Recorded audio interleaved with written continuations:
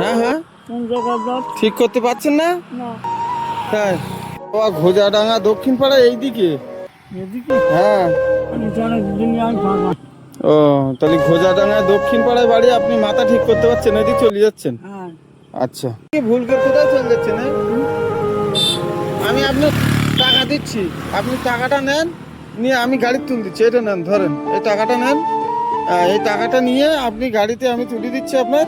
ওই টাকাটা নিয়ে ভাড়া দেবেন, দিয়ে চলে দেবেন। না না, চলে দিলে আপনি যেতে পারবেন তো? কোথায়? ওই পানি বাজার খোলায় যেতে পারবেন তো? ঠিক আছে, ওই টাকা দিয়েছে, আপনি গাড়ি ভাড়া দিয়ে চলে যাবেন। দাঁড়ান, দেখছি।